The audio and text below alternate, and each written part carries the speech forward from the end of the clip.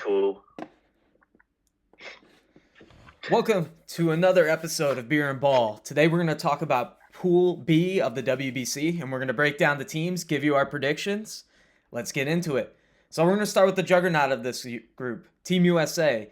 This might be the greatest team ever assembled, I think. This is the Avengers. If you think about the Avengers, you know how they lost in what movie was it? Endgame or whatever? And then they came back and avenged their Uh, loss. Infinity War. Infinity War Infinity and then War. They Endgame. lost, Yeah. and then they went. Yeah, then they went back into Endgame. Yeah. Yeah, just think about it like that. They're going to avenge their loss from 2023 to Japan. And then this is a I love it. team with a scary, scary lineup. They got returnees from 2023. They got Bobby Witt, who was a rookie at the time when he was there, and then Kyle Schwarber. But let's get into the lineup and, power up and down the board, starting with the captain, Aaron Judge. Back to back MVP, first WBC appearance, brings power, emotional leader. You know what you're going to get out of Aaron Judge, a table setter, some guy that when he's hot, he's going to ball. Kind of just going to set the tone right out of the gate for Team USA. Will probably solidify the two hole, my guess. We'll talk about that afterwards when we're going down and breaking down this team more. Next up, Bryce Harper, another two-time MVP, rebounded last year with a high OPS. This is a guy that's going to bring middle of the order thump, leadership, and he's a dangerous left-handed bat for Team USA. Really like that Bryce Harper is here. Then we got another guy that I really like. Up another power speed threat on this team. We have a lot of them. Bobby Witt Jr., shortstop for the Royals. You know what you're going to get out of him as well. Elite power, speed, defense. He's going to change the game. Wherever he is in this lineup, he's going to make a difference for Team USA. I really like that Bobby Witt is on this team. And then we got Cal Raleigh, the runner-up last year for the AL MVP. Hits bombs, plays good defense, good framer. It's just going to be weird how they're going to pair up with Will Smith. Are they going to rotate? Are they going to start Cal Raleigh every single game because he's a switch hitter? But expect elite production from Cal Raleigh in this tournament. Another guy that I really like is Kyle Schwarber, DH. Potentially could lead off. You know what you're going to get out of Schwarber. High exit velos. Crushes fastballs. Postseason hero in 2017. You could see those World Series vibes that he had in 16 coming off the IL. No moment is too big for Kyle Schwarber. And then lastly, I want to talk about Roman Anthony. Roman Anthony is another guy, rookie debut last year, balled out when he got called up by the Red Sox. This is a guy with elite power, you know, contact tools, and has a good glove and speed. Just up and down through this, Team USA lineup, very impressed what they bring. A lot of athleticism, a lot of power, elite defense, just superstars across the board. And Brian, how about the pitching? Yeah, pitching's filthy. We kind of heard some news earlier this week that Scooball's only going to go one game. So obviously, I'd love to highlight Tariq Scooball, but really not going to see anything important from him. Sadly, it's kind of going to be like just a big leverage start. Believe he's going against Great Britain or Brazil, whoever we start with. So at least we did hear the news that Skeens and Webb are planning to go 2 starts apiece. So right there, those are your 5 starts out of 7 possible games. That pretty much you are mapping out those 7 games for the USA. So again, I mentioned Tariq Scooball, obviously 2025 AL Cy Young winner, elite stuff. I think the best changeup of all time. Some of the best deception as well as a lefty, hides the ball for damn near his whole delivery. Then you got my favorite pitcher in the league right now, Paul Skeens. He's a guy that reminds me a lot of my favorite pitcher of all time, in a sense, Corey Kluber, where he's robotic. But this is if Corey Kluber had absolutely filthy fireball-like stuff. This dude's been known since the College World Series, Livy Dunn's boyfriend, known in the media, but this is the exact type of pitcher you want. Dude's that's just a straightforward killer. He's a bulldog on the mound and a really good athlete too. So you're going to have really good athletes being able to field. Scooball, again, I'm not really considering him on the roster right now just because of the situation, and he's going to face a Great Britain or Brazil. I mean, that's not even that. I think me and Andrew could get outs against those guys with all due respect. But Logan Webb, going to him, I think it's going to be a huge piece now with Scooball only going 1. This is going to be your number 2, especially with Joe Ryan dealing with some tightness. good thing he was throwing yesterday, so that's a good sign just for the Twins in general. I don't really know what we're going to see out of Joe Ryan now with that forearm tightness, but really that three-headed monster, especially the two-headed monster of Skeens and Webb, is what you're going to see with those starting pitching. And then kind of the guys to look out for on the back end. Couple starters. You got like a Matt Boyd or a Michael Walker that might fill some middle roles or start one game here and there. And then a bullpen led by the electric closer, Mason Miller, one of the best fastballs we've seen in baseball, 102, 103. We got a Bulldog and David Bednar on the mound. Clay Holmes, who's got good stuff, but can be hit. And then we kind of went over him in episode 1, Griffin Jacks. I just don't understand how he's on this team. And I hate to hate on the U.S., but this is the one this is kind of like how they put Kyle Connor on like the USA line in the first week of the Olympics. I just didn't understand the position really, but we'll see. Maybe Griffin Jacks can help out. We had some guys in the past that aren't huge names help out in the WBC. I'd say like the biggest weakness, if you look at this pitching staff, is if somebody gets into our bullpen early in the tournament, to where we can't really use some guys later on because it is a pretty quick tournament. It's only about 13 days. So that's my one worry. But I'll tell you what, they came with some firepower. So this is probably the best pitching staff you're going to see in the tournament, in my opinion. But definitely USA WBC history. Yeah, and overall, just breaking down this team, it's like you drafted a fantasy lineup and you just like drafted a fantasy team. The only question for me is I know they're going to be good do they care enough? That's the one thing with these super teams because if you looked at what 2023 Dominican Republic did, it seemed like they didn't care enough and that's why they didn't advance. That's my question for you, Brian, is do you think this ball club cares enough?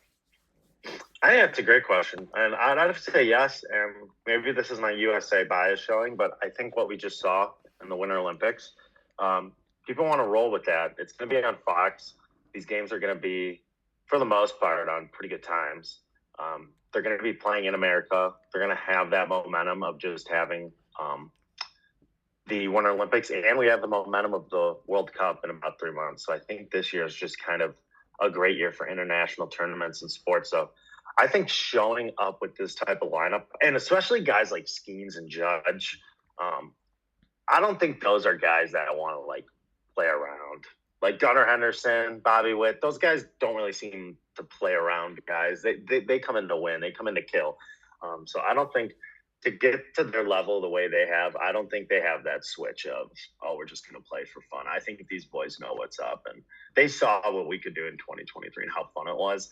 And they all talk too, right? I mean, again, we're going to get over guys that we think should be in the roster, like Trey Turner. I don't understand how he's not on the roster, but that's another point.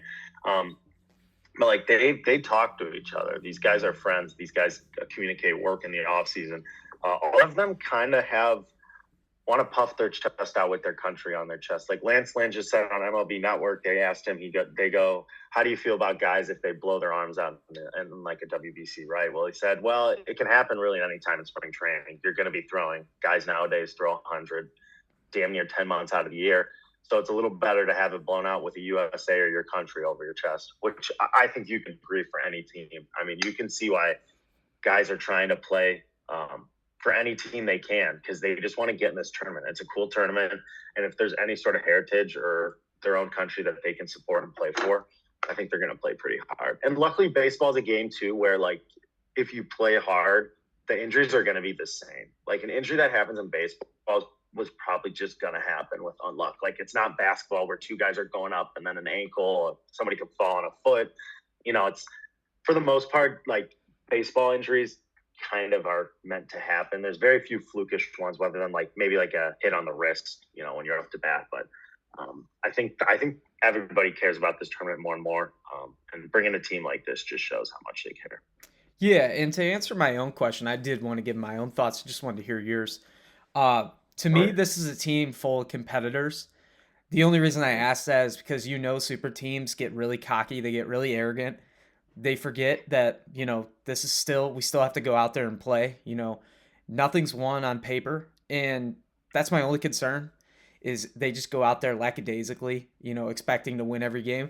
But I don't expect that because just knowing Paul Skeens, knowing the background he comes from, that mindset of always grinding, always trying to get better, and we see that with the Splinker.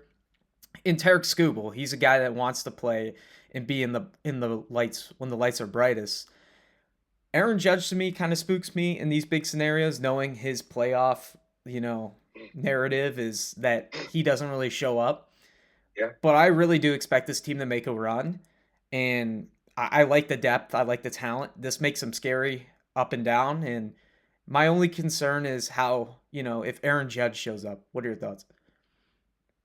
Yeah, I mean that's a realistic question to ask. As much as I love Aaron Judge, he's similar to the other side. On the other side of the diamond, if you look at Kershaw, similar kind of guys, amazing awards, amazing regular seasons, but they've had their postseason struggles, and it's something that's always kind of been with them. Last year, we saw Judge probably have one of his better postseasons, especially against the Sox. Did a really good job against them. However, just hasn't been able to put together that continued success that we're looking for. This could be something really big for him. This could be a reason why he's in this. This is big time baseball. The atmosphere is going to be playoff baseball. So if he can put himself into that mindset, like a lot of times if you hear MMA and boxers talk about before a fight, they try to get the atmosphere, the music the same, everything the same, the time the same. So he's kind of prepping himself for what he wants to do. And that's why ultimately I'll always respect Aaron Judge because he's always trying to work. And I think he just wants to add another feather into his cap too. But I think that's a completely legit question to ask on this team. And I think that's why they did kind of give him so much protection around him to where he's not having to do everything on the lineup. Yeah, and this is a guy in his first WBC, and like we talked about, he probably wants to change his narrative. Players say they don't care about that, but we hear it. He definitely hears it. He had that tough World Series. He's had tough ALCSs. He's had just tough career in the playoffs. Like he said last year against the Blue Jays, he did perform. But this is a guy, Aaron Judge, that we know is a competitor, and he probably cares about, his legacy like every other athlete. And they say they don't, but obviously some guys do. One thing about this team, before we move on, is that I think Mark DeRosa really, really has the weight of the world on his shoulders, knowing that this team last year should have won it all. No doubt. This team this year should win it all by a lot because I don't really see when we go through all these teams, the talent differential is just so much different. It's like in college football, the blue chip ratio and all that. This team is just full of superstars. This team is full of, good players. The depth is insane. So I don't really see Team USA, getting boat raced in a game. I don't see Team USA getting challenged in a game. The only game I really see that they could get challenged up and matched up well against is Japan, but we'll get down there further down the road. Moving on is Team Mexico. This is a team in the last WBC that did beat Team USA. Team USA has some challenges against Team Mexico, but this is a good team. Going down through their lineup, they got some key players like Randy Arozarena. This is a guy who had a solid power bounce back year. He's the WBC legend, man. Do you want to guess his OPS? Well, the dude loves to hit. Definitely over a K. That's for sure. 1.3, I'll go with. 1.5. Yeah, so pretty close. He Disgusting. one dot it. So I mean, Dude loves big moments. Dude, yeah, he loves his big moments. He's just clutch. You know what you're gonna get out of him. He's gonna play hard. He's gonna bring speed. He's gonna bring flair, and he's gonna bring that swagger. That's Sully. Yes, sir. Like it a lot. Sir. And then they get Jarren Duran. Jarren Duran is another guy that he's an all-star extra base hit machine. He's gonna turn that single into a double. He's gonna lead off. He's gonna solidify that leadoff spot. Just a game changer on the bases. He's gonna add energy. You know what you're gonna get out of Jarren Duran, a hard worker that's going to bring significant upside to this team. And then the fatty with the daddy, Alejandro Kirk. Just good bat, good backstop, elite contact, good framing, a huge upgrade of this team compared to last season's. So watch out for Alejandro Kirk. I think he's going to be big in this tournament. And then Jonathan Aranda, one of the most underrated pieces of this team and in baseball in general, had a strong year last year for the Rays. High OBP in limited at bats, very versatile. Just a lefty guy, big lefty that has big moments. And just expect that from Jonathan Aranda. And then Joey Meneses. He was last time in the WBC. He had some big moments for Team Mexico. Veteran guy, everyday presence at first, a good gap to gap ball player. And then they got some other guys too, like Rowdy Tellez, Nick Gonzalez, who's a really good baseball player, and Alec Thomas. Um, they bring the firepower defensively. The really good defensive team all around.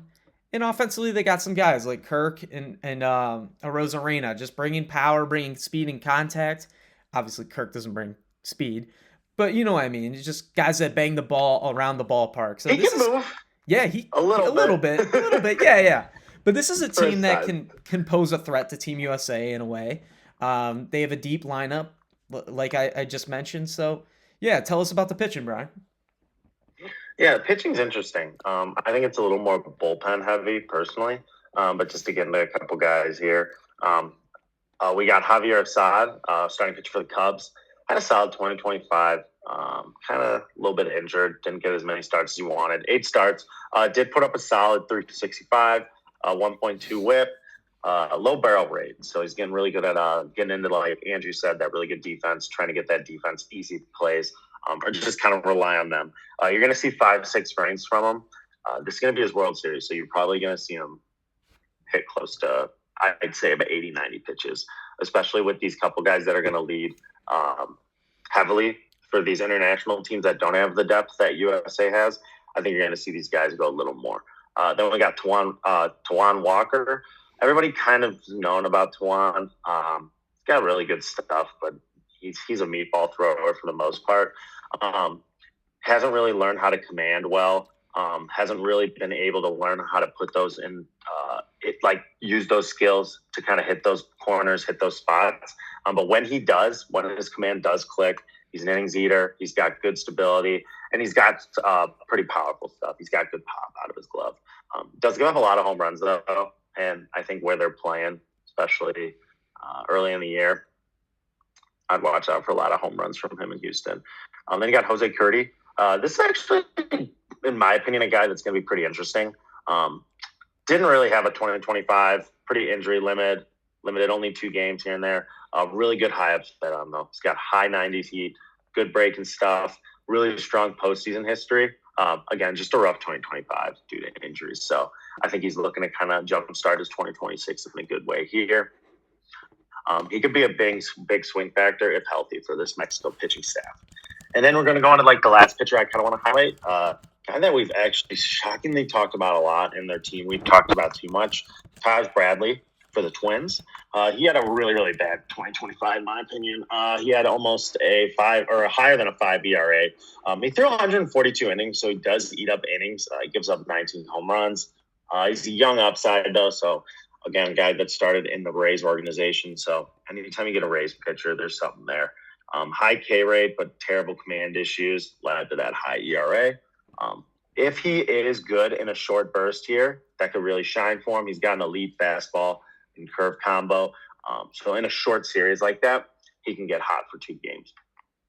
And then my guy to highlight on this whole team, Andres Munoz, probably one of the best closers in the game, if not the best closer in the game. You know him for the Mariners, 64 games last year with a filthy 1.03 whip, 1.73 ERA, 83 Ks in 62 innings, just filthy stuff. Again, this is a guy that's going to rely on that filthy stuff. Low exit velos, so they're not going to hit the ball hard. And if they do, they have this dominant defense behind them. And in my opinion, probably the best closer in this tournament.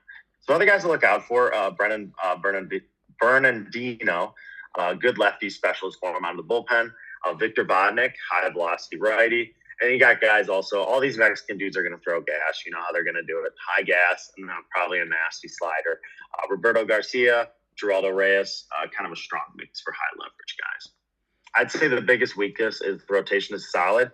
There's really no horse at the top. So that's where I'm kind of looking at is Assad, Walker, Curdy, Bradley, who's really going to be kind of the horse for them.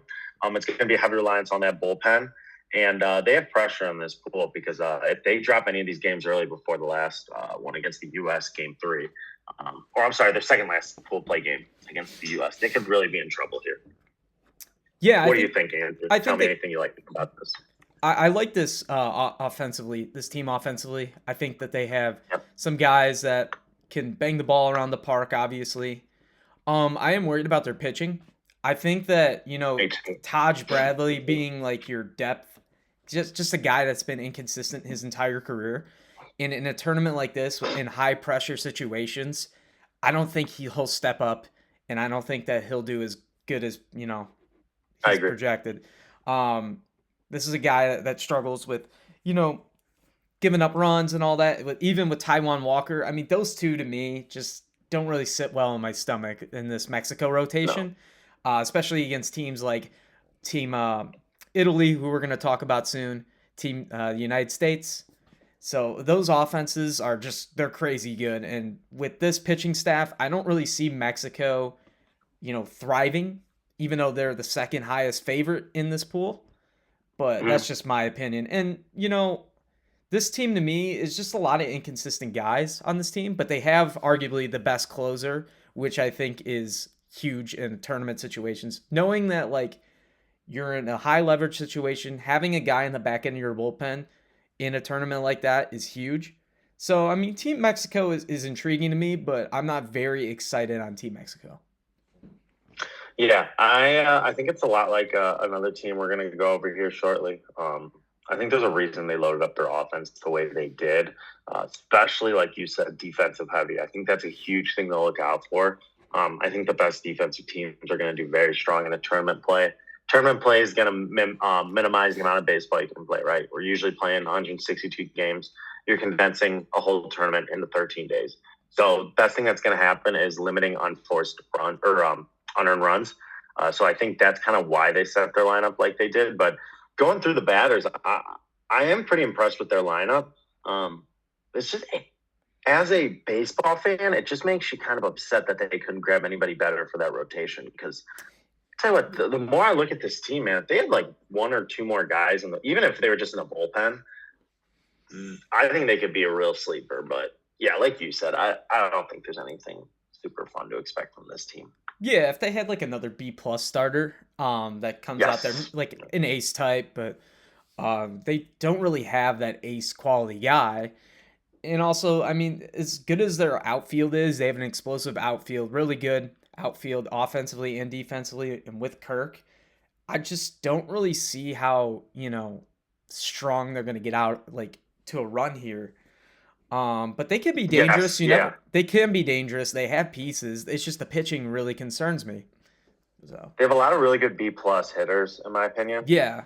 And a guy in Randy that can turn into an A+ guy, but like not any that I'm like dying to grab on my team. Just really good baseball players. And I think this next team that we'll go into here is going to be really interesting. So I will jump into that one for you guys here. Next team we're going to go over, Team Italia. Both of us have Italian roots. Shout out to the motherland. However, they are going to be our enemies in this pool. They are bringing the strongest team I can ever think of. We got returnees from 2023, Vinny Pask, Mastroboni. Big upgrades, though. You got Aaron Nola coming in, Ottavino coming in, Jack Caglione coming in. Good mix of MLB vets and prospects. I think I would like to hear Andrew's take on this. I think probably one of the best mix of young guys and prospects we've seen on a lot of teams. Power potential, way more home runs than last WBC, and pretty solid defense too, I got to add. Veteran arms, so they're going to have to piece it together, but I'll get into that later. And they have an underdog pride here. You can tell these guys kind of love the giant killer role and what they're stepping into, led by a guy that Andrew's going to get into the hitters right here for you. Yeah, they got some guys. Tell us about these hitters. Yeah, they got some guys, man. Starting off with Vinny P. You know what Vinny P does? He hits tanks, a Sasquatch. He's going to bring some everyday consistent contact and power. He's just the pure hitter on this team. Elite OBP, grinds out at bats, going to bring that leadership that they need. Another Royal that I really like in this team, and let's see if he gets a level up, is Jack Caglione. Jack Caglione obviously has the tools, you know, very dominant in his minor league stint with the 1. OPS, 20 home runs, and 66 games across AA and AAA. Massive power, high home run potential. I'm going to say it, breakout candidate for this tournament. I think he's Mhm. going to break out in this short burst, and he just adds another lefty thump here in this lineup. Another guy, Walsh Jesuit in Ohio State grad, Dominic Canzone of the Mariners, had his best career season with the 141 WRC plus, strong contact and power, everyday outfielder, so he could play both of the corners with high RBI. He hits well with runners on base, and then a solid defender, heart of this lineup type of guy, just a good ball player all around. And Jacob Marcy, another outfielder that is really good. A good leadoff, spark speed, just speeding around the bases, has a good glove. He's going to be a table setter for this team with a 133 WRC plus. Strong defense out there. Jacob Marcy is going to be a big, big deal for this team. Fun name to say. Miles Mastroboni, a good versatile utility infielder. Could play all over the infield, high contact, low K rate. Just a good solid piece for this team.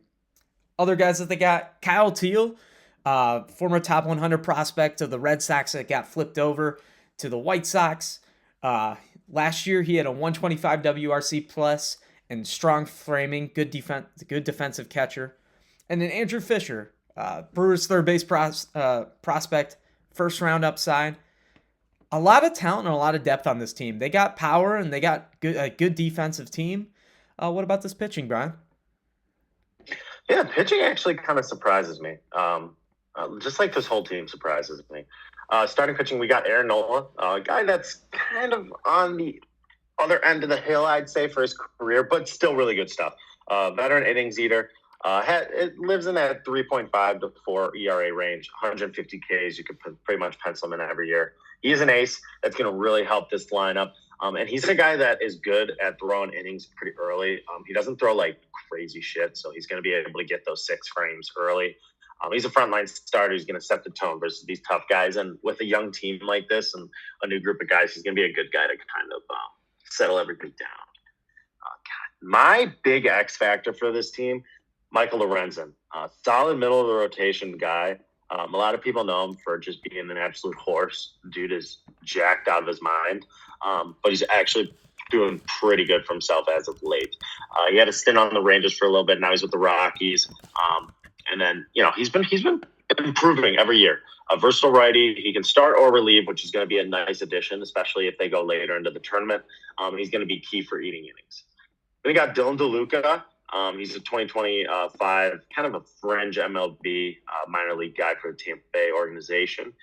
He's got high velocity, good breaking stuff, maybe a spot starter here and there. Then we're going into the bullpen. We got a guy that a lot of people are familiar with, former Rocky and now a Yankee for a while, Adam Ottavino, veteran closer. He's usually set up man now, but he's going to close. He's got that crazy strong slider that sweeps like damn near 15, 16 inches. He's going to be a high leverage guy, especially closing in those big games, which pretty much every game is going to be big for these guys being an underdog, especially having to switch with such a quick tournament going on. Then we got Alex Jacob. He's another MLB minor league guy, solid K through 9. He's going to be a lefty specialist as well. Then we got a couple guys in MLB organizations. We got Greg Weissert for the Red Sox, very solid ERA. So he's going to be adding nice bullpen depth. Ron Marciano, he's going to be another guy with solid ERA. He's going to be in the 3s. Then we got Indians legend Matt Festa, strong mix for the late innings. But we'll see how Festa does. He showed some things last year besides just giving up meatballs. But honestly, the rotation is pretty veteran. It's not going to have an elite dominant guy again. We're not seeing Aaron Nola from like 5-6 years ago. But it's going to rely on heavy command over overpowering you, which is going to get these guys involved in the defense. The lineup power's improved, but inconsistent versus these top arms. So that's going to be interesting to kind of see how these arms are going to be able to do against the top lineups. And then we could see them get overmatched in like high-scoring games. But that's kind of more for us to see next week. Andrew, what do you think about this team? Where's like kind of their overall identity? How do you think if you're Team Italian, you're a fan? How do you feel like you're going to win games? I think they're gonna have to play gritty. They're gonna have to play really tough. Um, I really like their rotation. I like their top two guys. I think they'll go as far as they go. If Aaron Nola can, keep the ball in the ballpark, keep the ball on the ground, like he did in this prime, I think they have a good chance. I really do. And Michael Lorenzen's also a very solid starter as well. So those two guys give them a chance. I like their lineup, but it is a little inconsistent, up through down. I mean, there's a lot of power in here, more than usual. But my concern, Jack Caglione last year, I know I said that he's gonna break out, but last year he kind of showed that he wasn't ready. He wasn't major league ready yet. So will he be major league ready? We don't know yet, but that's my big concern with this team. Um, Other than that, really, this is just a gritty team to me. I think they're really. I think they'll be really good. Um, they might be second on my board. I'll have to, think about it a little bit more between them and Mexico, but this is a good team. Very solid team, very underrated team. Absolutely. That's what I'm thinking here. I think they're just going to be similar to the soccer team, man. They're just going to be defensively savvy. They're going to kind of grind out, like you said, bitch to play early. They're just going to be a pain in the ass team to play. Oh yeah, they're gonna be scrappy as hell, man, and a lot of talent around them. So I really, I could expect them. Maybe they move on. Um, Possibly they'll possibly move on, but let's see here. We got Team Great Britain, man. Team Great Britain, and this is a team to me that's just a little surprising. They got Jazz Chisholm and Harry Ford as the co-captains. 11 returnees from 2023. Their offense is going to be anchored by Jazz Chisholm. That to me is a little skeptical. He's pretty good, but I mean, this is a minor league baseball team, really. Just a whole minor league team. Underdog mentality for them. They just want to avoid blowouts in my imaginations. They don't really have big names.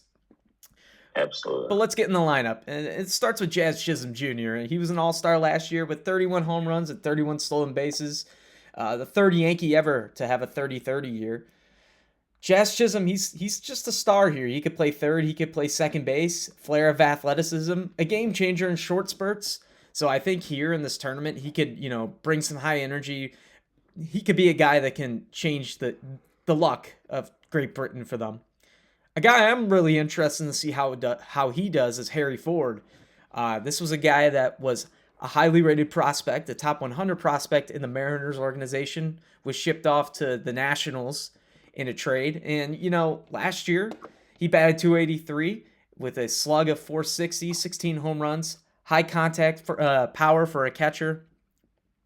He's just a premium catcher, really good framer, good leadership behind the plate for a young kid. So we'll see how Harry Ford does. We'll see how he handles the pitching staff as, he did, catch some games in the last WBC, but let's see how he handles this young pitching staff too.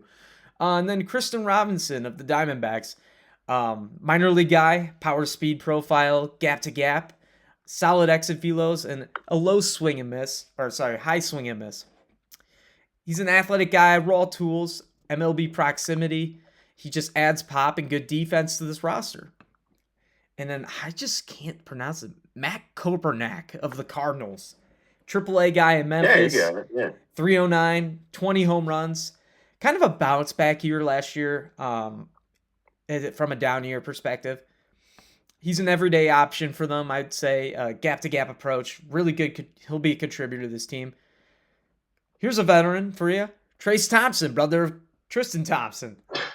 He's a brings some power, 20 plus home runs, solid exit velos in the past. He's an everyday outfielder with experience, man. He's just going to add I love this tournament, man. Yeah, no, it's just the random guys you never think of. Then you got Nate Eaton. He's versatile. Nate Eaton from the Red Sox. Good speed. Lucas Fox, pro experience, contact speed. He's a pro guy in England. And then BJ Murray, same thing, table setter out there. So, I mean, they got some star power at the top with Jazz Chisholm, but really nothing else offensively. But what about their pitching, Brian? Yeah, their pitching's dog. I mean, just flat out dog shit. I will go over it, however. We got the Beck brothers. Tristan Beck's shown some things as a reliever for the Giants. He has a high ERA, but he does have some good swing and miss stuff. Veteran presence. He's got good command.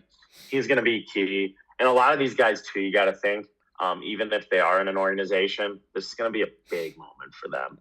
That's the reason they're playing in this, to get a lot of play, a lot of good experience.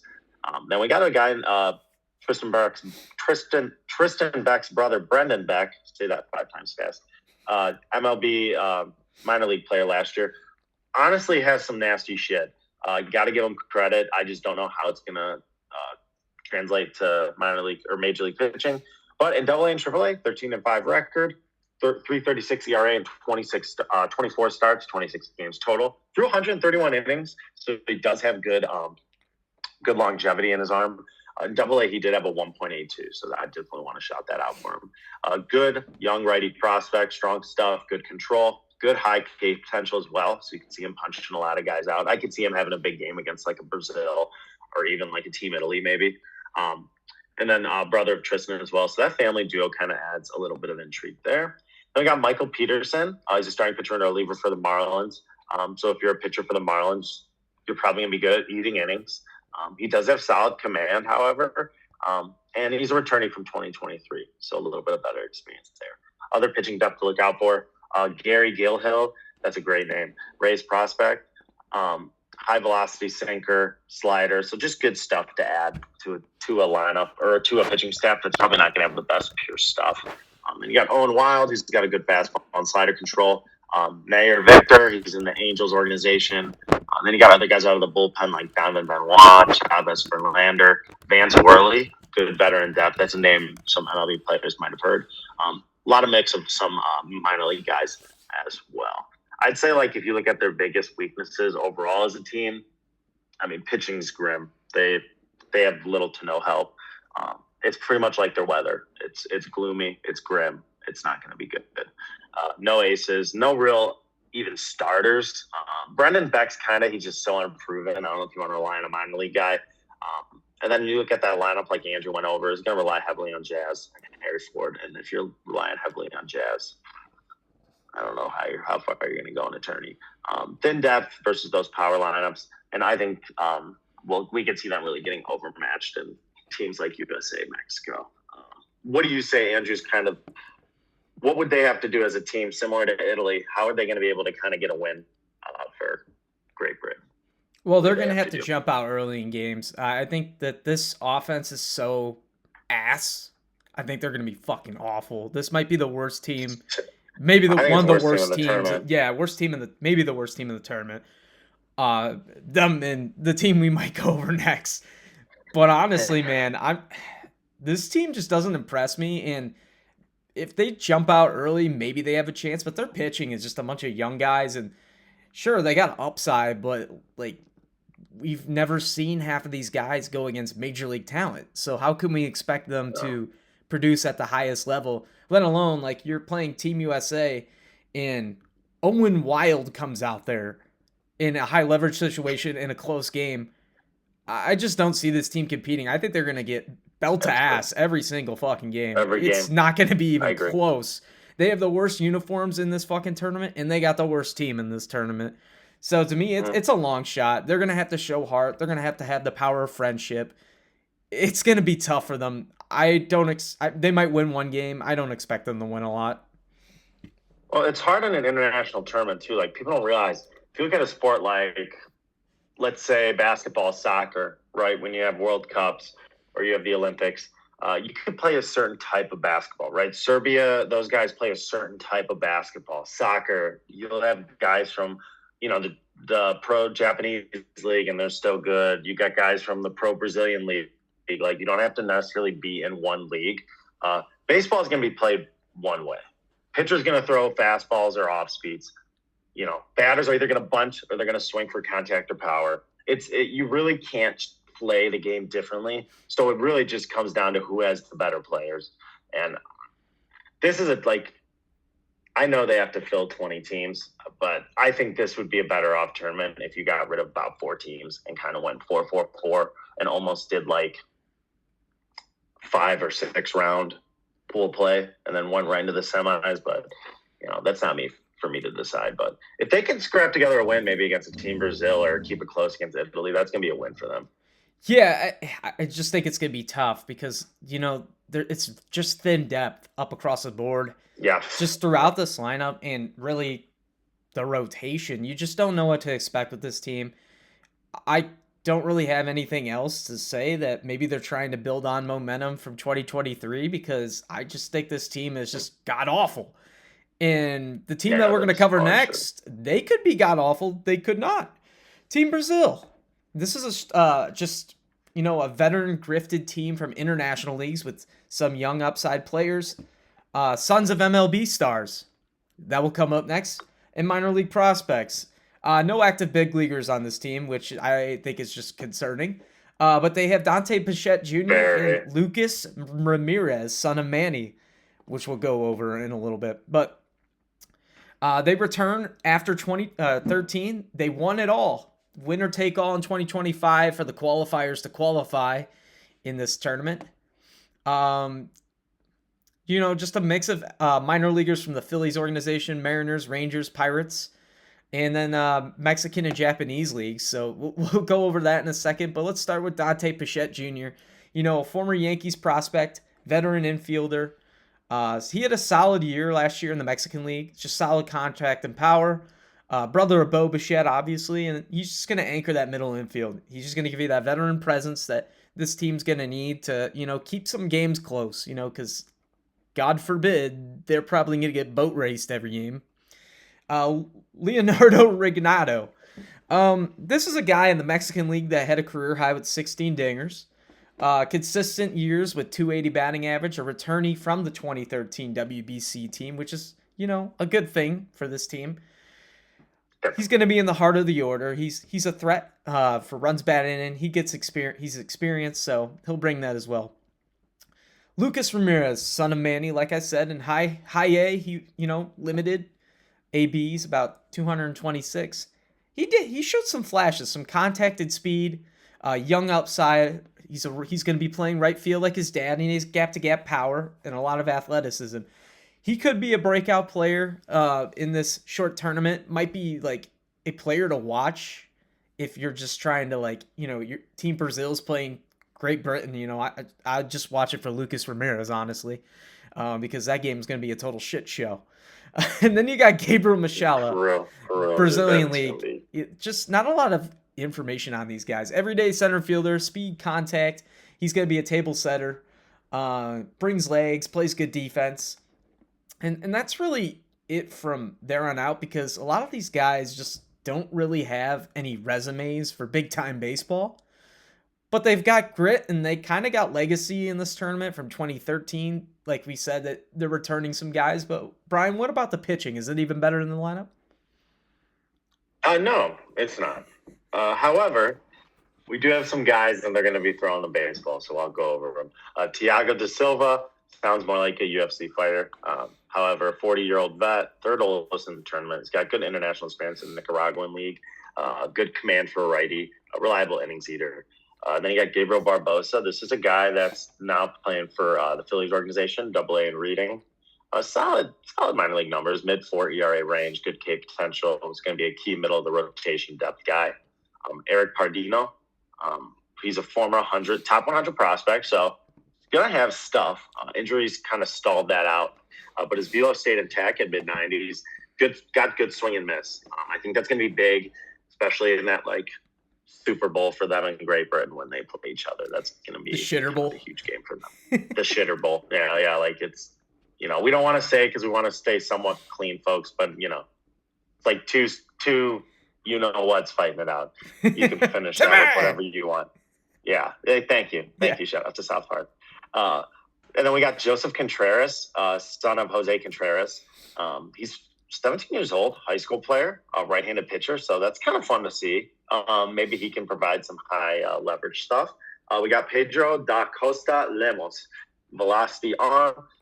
Again, a lot of these guys are going to be, a lot of these lad dudes throw gas. So you can be ready for them to throw gas. Morello Govera, Hugo Kanbushi, and Pietro Renzuo. They're all Pirates minor league guys, depth mix, just a bunch of right-handed arms that can kind of help out, whether spot start or just a little bit of bullpen help. And we got Oscar Nikoshi, Enzo Sawama, Daniel Misakasi, Rangers, gritty, high leverage guys. So a little bit of mixed, Brazilian Japanese lineage with those guys there too, with some of the Japanese roots in Brazil. So kind of a fun team to see. I would love to be able to, as a betting man, I wish I could bet them to finish over Great Britain, because I just think they're going to be a lot more vibes. They're going to be a lot more ready to play. They're going to be playing for each other. All these guys are pretty much straight Brazilians from Brazil. They're not going to be a lot of guys like Americans playing for Team Italy or stuff like that. So, Andrew, what's kind of your overall identity for this team? There's just a lot of contact-oriented guys. There's no guys that could hit the ball out of the ballpark on this team. I know that Manny's son's on here, but he's not really shown power numbers in the minors yet.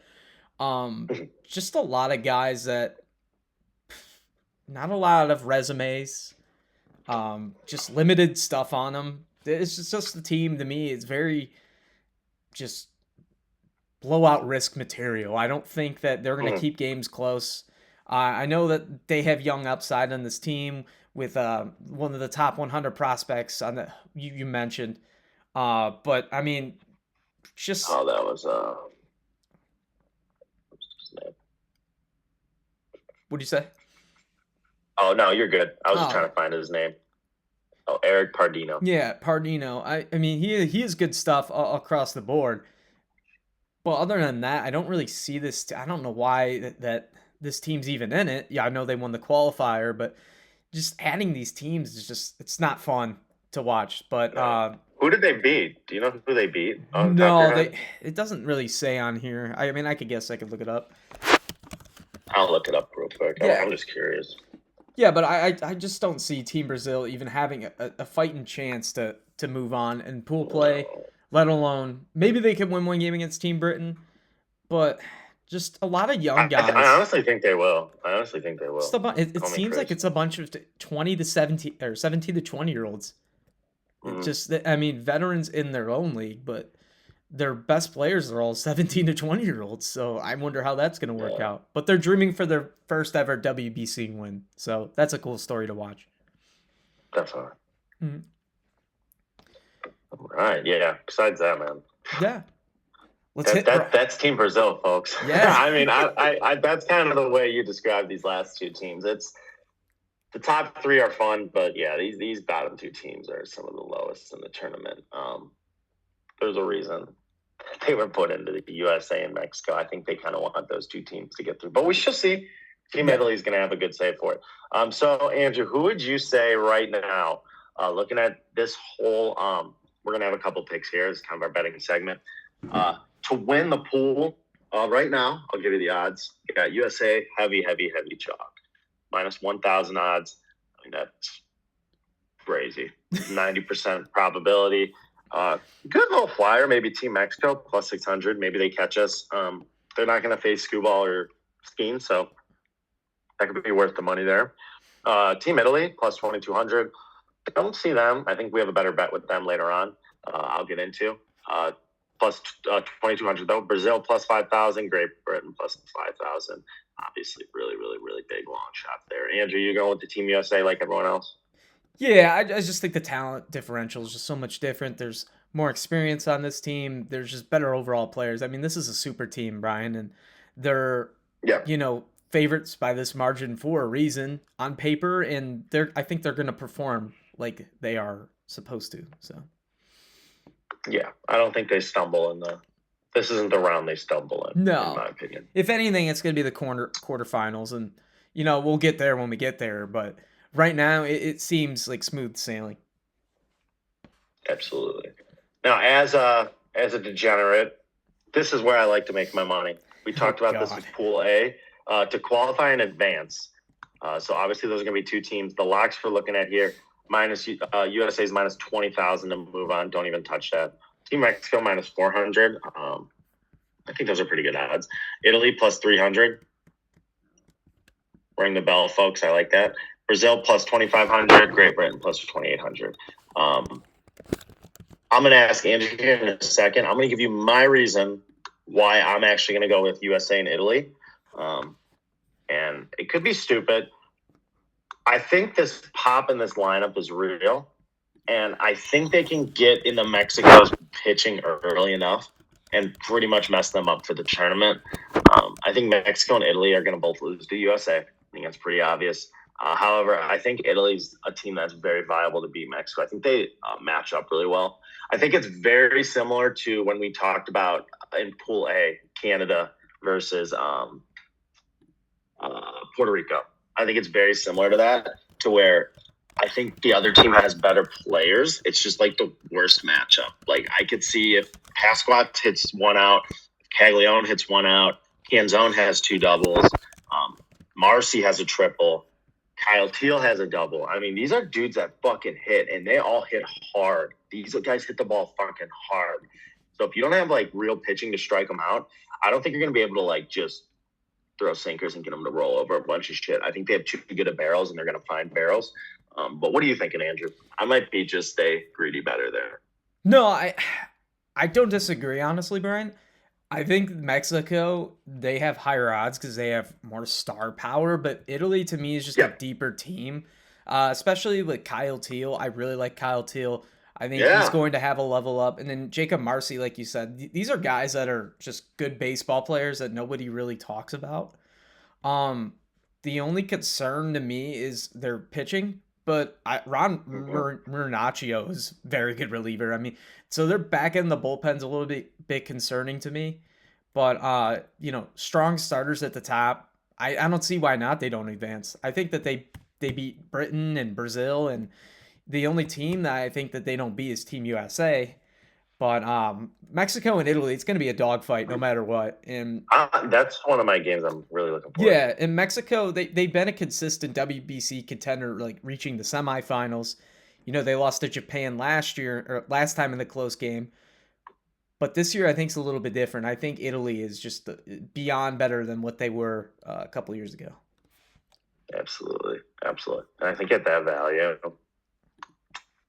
it's a good take. Yeah. So what are the odds for those two combined, USA and Italy? Let me see here. So if I put them into our DraftKings sports book here, DraftKings, go ahead and sponsor us if you want to. Throw it out there. Top two exact. We will go in. Hold on one second. All right. So if you bet on USA and Italy to advance, plus 2,300. In my opinion, folks, just go ahead and take Italy straight up. Don't even water down your value. Italy straight up's plus 300 to make it to the next round. You don't even have to worry about the U.S., and they will make it to the next round. So don't even worry about that. You're going to get better value just taking Italy straight up at plus 300, or just take them straight up when they play Team Mexico. If I'm not mistaken, I believe that's actually their first game. We end with Italy. Good to know. Yep, so that's going to be the first game. Might be better off, honestly, folks, just taking them straight up in Mexico, or just take them straight up to go through if you are riding on this bet with us.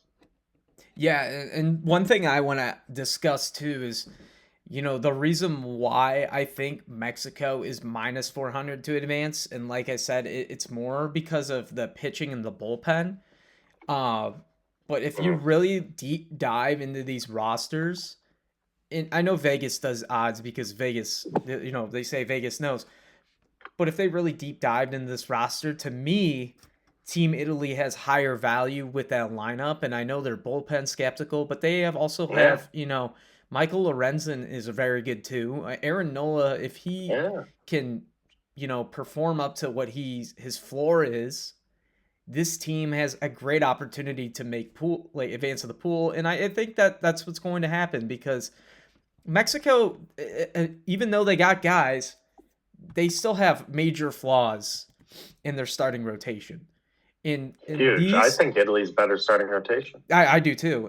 It's just, to me, it just doesn't give them an advantage with that rotation.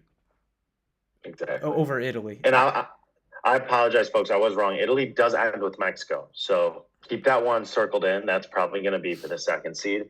They start with Brazil and Great Britain, so they're probably going to get fat early on. So we'll see. Yeah. And I forgot to mention, Team Mexico does have Isaac Paredes too.